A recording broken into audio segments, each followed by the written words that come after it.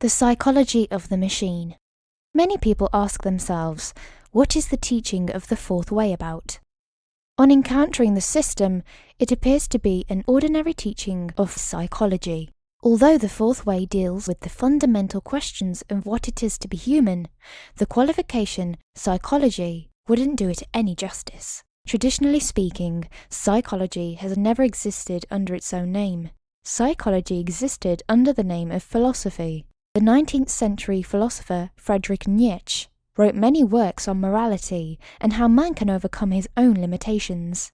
He considered himself more a psychologist than a philosopher.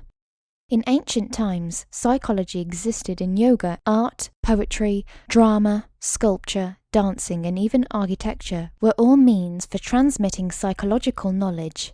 For instance, the Gothic cathedrals were in their chief meaning works on psychology. On the other hand, psychology is the oldest of sciences and in its most essential forms a forgotten science.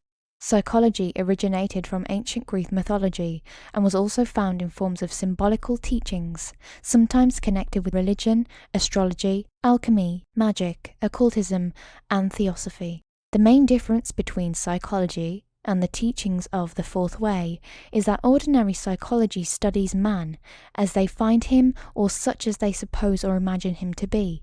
The system doesn't study man from the point of view of what he is, but from the point of view of what he may become, of his possible evolution.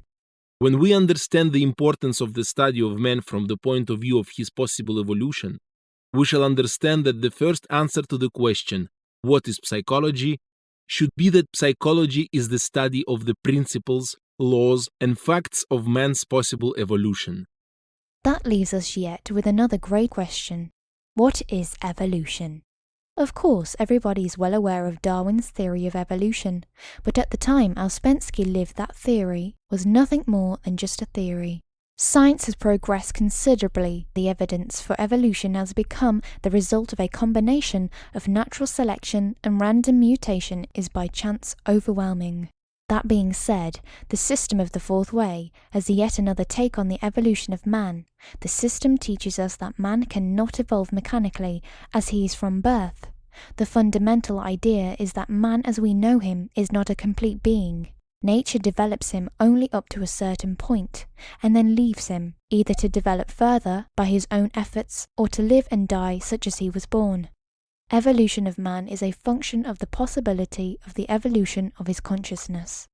In a behavioral sense, the system regards man as he is, a stimulus-response machine, not capable of choosing his actions freely. The main obstacle being, however, that man does not see himself this way. Man lives under the illusion that he does possess a free will and that he can choose the way he acts, thinks, and feels, but man cannot do. Everything that man thinks he does really only happens. It happens exactly as it rains or as it thaws.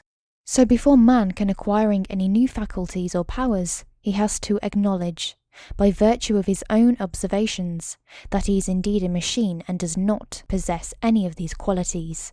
As long as man ascribes to himself the possibility of doing and free will, he will put no effort in acquiring those qualities and will remain as he is.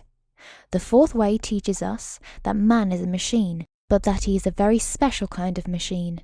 Man is a machine that can become aware of him being a machine. That is his only way out of the trap. The main problem is that man does not know himself and does not know he is a machine. Man is a very complicated machine, but he does not regard himself as such. Man has invented many machines, and he knows that a complicated machine needs sometimes years of careful study before one can use it or control it.